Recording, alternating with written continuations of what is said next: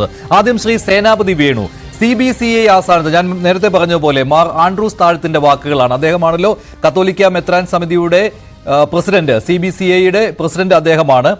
അദ്ദേഹത്തിന്റെ വാക്കുകളായിരുന്നു. ഇന്ത്യൻ പ്രധാനമന്ത്രി ആദ്യമായിട്ട് CBCIയുടെ കേന്ദ്രത്തിൽ വന്നിരിക്കുന്നു, അത് സന്തോഷം നൽകുന്നതാണ് എന്ന്. വിമർശനം അതിനുശേഷം ഉണ്ടായിരുന്നു. ഞാൻ നേരത്തെ പറഞ്ഞ പോലെ ഓർത്തഡോക്സ് സഭയുടെ ഒരു മെത്രാപ്പോലിത്തയിൽ നിന്ന് ഇത്തരത്തിലുള്ള ഒരു വിമർശനം ഉണ്ടാവുകയും ചെയ്തിട്ടുണ്ട്, ഇത് നാടകമാണ് എന്ന രീതിയിൽ. പക്ഷേ അതിനുശേഷവും സഭാ നേതൃത്വത്തിൽ നിന്ന് എതിർത്തൊരു വാക്കും ഉണ്ടാകുന്നില്ല. അത് മാത്രമല്ല, തൃശൂർ ആർച്ച് ബിഷപ്പ് കൂടിയായ മാർ ആൻഡ്രൂസ് താഴത്ത് അല്പം മുമ്പ് വീണ്ടും മാധ്യമങ്ങളെ കണ്ട് ഇക്കാര്യത്തിൽ ഒരു ക്ലാരിറ്റി വരുത്തിയിട്ടുമുണ്ട്. ഞങ്ങൾക്ക് സന്തോഷം നൽകുന്ന ഒരു ഘടകം തന്നെയായിരുന്നു പ്രധാനമന്ത്രിയുടെ വരവും ഞങ്ങളോടൊപ്പം ക്രിസ്മസ് ആഘോഷിച്ചതുമെന്ന്. പിന്നെ എന്തിനാണ് നിങ്ങൾ ഇതിനെക്കുറിച്ചൊരു അസഹിഷ്ണുത കാട്ടുന്നത്? ഇവിടെ മഞ്ജുഷേ, ഇന്ത്യയുടെ പ്രധാനമന്ത്രിയാണ് ഞങ്ങൾ ഈ ക്രിസ്മസ് ആഘോഷങ്ങൾക്കായി കാത്തലിക് ബിഷപ്പ് കോൺഫറൻസിന്റെ ആസ്ഥാനം ഡൽഹിയിലേക്ക് ക്ഷണിച്ചത് എന്നാണ് ഏറ്റവും അവസാനം ആൻഡ്രൂസ് താഴത്ത് പറഞ്ഞത്. നമുക്കതിൽ വിരോധമൊന്നുമില്ല. കാരണം ഇന്ത്യയുടെ പ്രധാനമന്ത്രിയെ ഇന്ത്യയിലെ പ്രധാനപ്പെട്ട ഒരു സമുദായം അവരുടെ മതപരമായ ഒരു ആഘോഷത്തിലേക്ക് ക്ഷണിക്കുന്നതിലോ ആ കാര്യത്തിലൊന്നും നമുക്ക് തർക്കമോ അല്ലെങ്കിൽ അതിൽ വിയോജിപ്പോ ഒന്നുമില്ല. പക്ഷേ നമ്മുടെ വിയോജിപ്പ് എവിടെയാണ്? അത് ഞാൻ ആദ്യം കേരളത്തിൽ നമുക്ക് തുടങ്ങാം. അതാണല്ലോ ഇപ്പൊ നമ്മൾ രണ്ട് കാര്യം. ഒന്ന്, നമ്മുടെ നല്ലേപ്പള്ളി ഗവൺമെന്റ് UP സ്കൂളിൽ അവിടെ പുൽക്കൂട് നശിപ്പിക്കുകയും അതോടൊപ്പം തന്നെ അധ്യാപകരെ ഭീഷണിപ്പെടുത്തുകയും ചെയ്യുന്ന ഒരു സ്ഥിതിവിശേഷം. തൊട്ടപ്പുറത്താണ്, ചിറ്റൂരിലാണ് നടന്നെങ്കിൽ തൊട്ടപ്പുറത്ത് നടന്നത് തത്തമംഗലത്താണ്.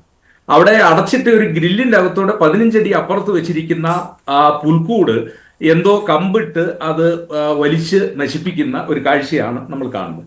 ഞാൻ മഞ്ജുഷ, നമ്മളൊരു വാദഗതിക്ക് വേണ്ടി ചോദിക്കുന്നു. കേരളത്തിലെ ക്രൈസ്തവ സഭ ക്രിസ്മസ് ആഘോഷിക്കുന്നത് ഇന്നോ ഇന്നലെയോ ഒന്നും തുടങ്ങിയതല്ലല്ലോ.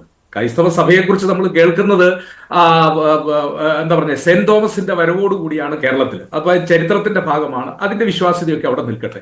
അപ്പൊ എത്രയോ പതിറ്റാണ്ട് അല്ലെങ്കിൽ എത്രയോ നൂറ്റാണ്ടുകളായി കേരളത്തിൽ ഈ ക്രിസ്മസ് ആഘോഷങ്ങൾ നടക്കുന്നതാണ്.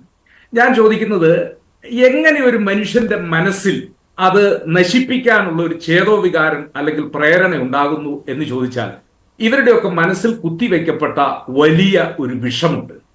അതാണ് നമ്മൾ മനസ്സിലാക്കേണ്ടത്. അതാണ് എതിർക്കപ്പെടേണ്ട ഒന്ന് എന്ന് പറയുന്നത്. ഇത് കേവലം ഏതെങ്കിലും ഒരു സാമൂഹ്യ വിരുദ്ധരോ അതല്ല എങ്കിൽ സമനില തെറ്റിയ ആളുകളോ മദ്യപിച്ചിട്ട് ചെയ്ത ഒരു കുറ്റകൃത്യമല്ലല്ലോ. ഇത് ഒരു പ്രധാനപ്പെട്ട സംഘടന, അതായത് അശോക് സിംഗാൾ നേതൃത്വം കൊടുത്ത് പ്രവീൺ തൊഗാഡിയെ പോലുള്ള ആളുകൾ നേതൃത്വം കൊടുത്ത ഒരു സംഘടനയിലെ 3 അംഗങ്ങളാണ് അവര് നടത്തിയിരിക്കുന്ന ഒരു കൃത്യം എന്ന് പറയുന്നത്.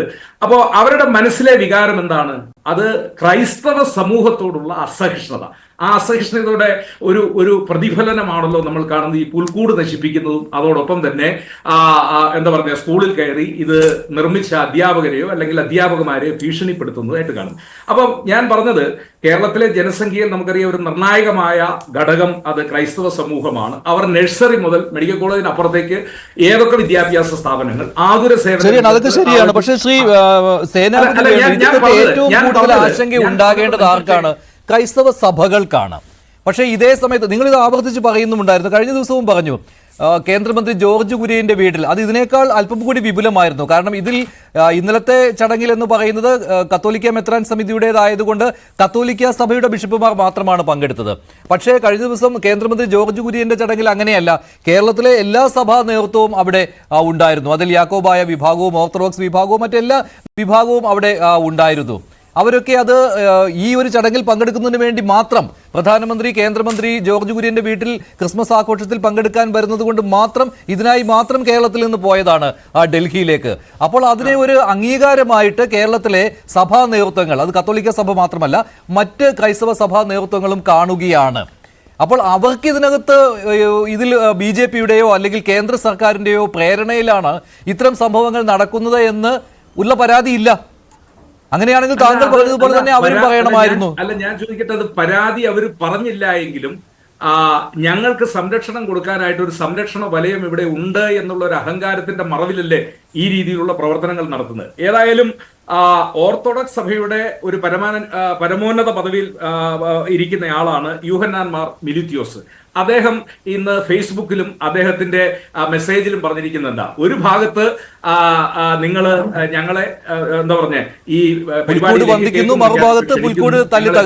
മറുഭാഗത്ത് ഞങ്ങളുടെ പുൽക്കൂടുകൾ നശിപ്പിക്കുന്നു. ഞാൻ ഒരു കാര്യം മഞ്ജുഷ് പറഞ്ഞതിന് അനുബന്ധമായിട്ടൊന്ന് പറഞ്ഞോട്ടെ. ഇപ്പൊ ജർമ്മനിയിൽ അവിടെ ഈ ക്രിസ്മസ് ആഘോഷങ്ങളുടെ മുന്നോടിയായി മാർക്കറ്റിലെത്തിയ ആളുകളുടെ ഇടയിലേക്ക് ഏതാണ്ട് 400 മീറ്റർ നീളത്തിലാണ് വാഹനം ഓടിച്ചു കയറ്റി 4-5 ആളുകൾ മരിച്ചു, 100-200ഓളം ആളുകൾ ഗുരുതരാവസ്ഥയിൽ കിടന്നു.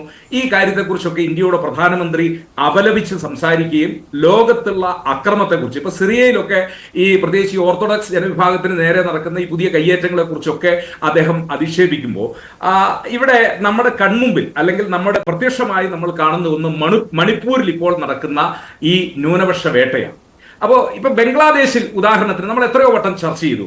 ബംഗ്ലാദേശിലെ ന്യൂനപക്ഷങ്ങൾക്ക് നേരെ നടക്കുന്ന അതിക്രൂരമായ വേട്ടയ്ക്കെതിരെ നമ്മൾ പ്രതികരിക്കുമ്പോൾ നമ്മൾ ഈ നാട്ടിൽ ഇല്ലെങ്കിൽ ലോകത്തോട് വിളിച്ചു പറയുന്നതാ, നിങ്ങൾ ഇന്ത്യയിലേക്ക് നോക്കൂ, ഇവിടുത്തെ ന്യൂനപക്ഷങ്ങൾ അവർ സുരക്ഷിതരായിരിക്കുന്നു, അവരുടെ ആഘോഷങ്ങൾക്ക് തടസ്സങ്ങളില്ല. ഇപ്പൊ ബംഗ്ലാദേശിൽ കാളിപൂജയുമായി ബന്ധപ്പെട്ട് മൈക്ക് പുറത്തേക്ക് വെച്ചു എന്ന കാരണത്താൽ ഹാളിൽ കയറി ആളുകളെ ആക്രമിക്കുകയും ക്ഷേത്രത്തിന് തീയിടുകയും ഒക്കെ ചെയ്ത് എത്രയോ വലിയ സംഭവങ്ങൾ, ക്രൂരമായ സംഭവങ്ങൾ, ആ സംഭവങ്ങളൊക്കെ നടക്കുമ്പോൾ നമ്മൾ ലോകത്തോട് വിളിച്ചു പറയുന്നുണ്ട് ഇന്ത്യയിൽ എത്ര സുരക്ഷിതമായിട്ടാണ് മതന്യൂനപക്ഷങ്ങൾ അവരുടെ ആഘോഷങ്ങൾ നടത്തുന്നത്, അവരിവിടെ ജീവിക്കുന്നത് എന്ന് ലോകത്തോട് വിളിച്ചു പറയുന്ന ഒരു ഘട്ടത്തിലാണ് നമ്മൾ ഈ മണിപ്പൂരിലെ അക്രമങ്ങൾ, അതല്ല എങ്കിൽ കേരളത്തിൽ ഇപ്പോൾ ഇത്രയും സംസ്കാര സമ്പന്നരായ ആളുകൾ താമസിക്കുന്ന ഈ കേരളത്തിൽ അപ്പോ ഈ അസഹിഷ്ണുതയുടെ പക്ഷെ അങ്ങനെയാണെങ്കിൽ ഇത് 2ാം തവണയാണ്. കഴിഞ്ഞ തവണയും ഈ മണിപ്പൂർ സംഭവമൊക്കെ ഉണ്ടായിരുന്നു.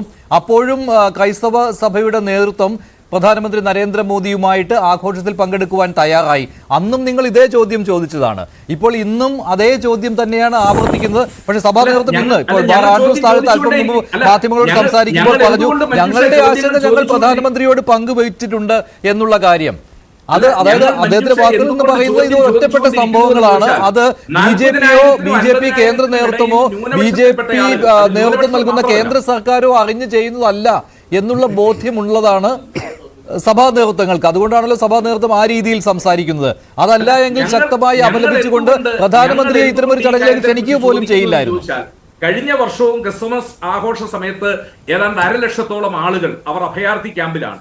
ഇപ്പോഴും അവരുടെ എണ്ണം കുറഞ്ഞിട്ടില്ല, കൂടുതൽ ആളുകൾ അഭയാർത്ഥി ക്യാമ്പുകളിലേക്ക് വരുന്നു എന്നുള്ളത്. അപ്പൊ കഴിഞ്ഞ ദിവസം നമ്മൾ കണ്ടു 2 വയസ്സുള്ള കുഞ്ഞിന്റെ ശരീരം പോലും എത്ര ഭീകരമായ രീതിയിലാണ് വെട്ടി നുറുക്കപ്പെടുന്ന കാഴ്ച നമ്മൾ ഒരു കുടുംബത്തിൽപ്പെട്ട 6 പേരെ തട്ടിക്കൊണ്ടുപോയതിനു ശേഷം അവര് ഒരു പ്രത്യേക ജനവിഭാഗത്തിൽ പെട്ടു അല്ലെങ്കിൽ ഒരു പ്രത്യേക സമുദായത്തിൽ പെട്ടു എന്നൊറ്റ കാരണമല്ലേ അവർ ചെയ്തുള്ളൂ, അതല്ലാതെ വേറൊരു കുറ്റകൃത്യം അവർ ചെയ്തില്ലല്ലോ. അപ്പോ അവിടെ നടക്കുന്ന വംശീയ അതിക്രമങ്ങളെ അപലപിക്കുന്നതിനോ അതിനെ ഫലപ്രദമായിട്ട് തടയുന്നതിനോ നടപടി സ്വീകരിക്കാത്ത പ്രധാനമന്ത്രി ജർമ്മനിയിലെ മാർക്കറ്റിൽ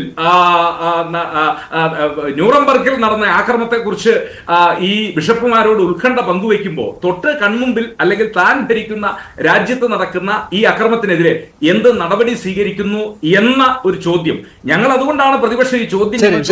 പക്ഷേ ബിഷപ്പുമാരോട് നിങ്ങൾക്ക് അലോഹ്യമില്ല അല്ലേ സേനാപതി വേണു? ബിഷപ്പുമാരോട് നിങ്ങൾക്ക് അലോഹ്യമില്ല, പ്രധാനമന്ത്രിയോടെ ഉള്ളൂ. അല്ല, ഞാൻ പറഞ്ഞല്ലോ ബിഷപ്പ് മാർ ആൻഡ്രൂസ് താഴത്ത് പറഞ്ഞതിനെ ഞാൻ പോസിറ്റീവായിട്ട് കാണുന്നു. ബിഷപ്പ് മാർ ആൻഡ്രൂസ് താഴത്ത് പറഞ്ഞെന്താ, ഞങ്ങൾ ഇന്ത്യയുടെ പ്രധാനമന്ത്രിയാണ് ക്ഷണിച്ചത്, ഞങ്ങൾ ഇന്ത്യയുടെ പ്രധാനമന്ത്രിയെ ക്ഷണിക്കുന്നു, പ്രധാനമന്ത്രി എന്ന നിലയിൽ അദ്ദേഹം വരുന്നു. പക്ഷെ പ്രധാനമന്ത്രിക്ക് ഒരു ഉത്തരവാദിത്വമുണ്ട്. ആ ഉത്തരവാദിത്വമാണ് ഞാൻ പറഞ്ഞത്. ശ്രീ ഉല്ലാസ് ബാബു മറുപടി. അതായത് അവിടെ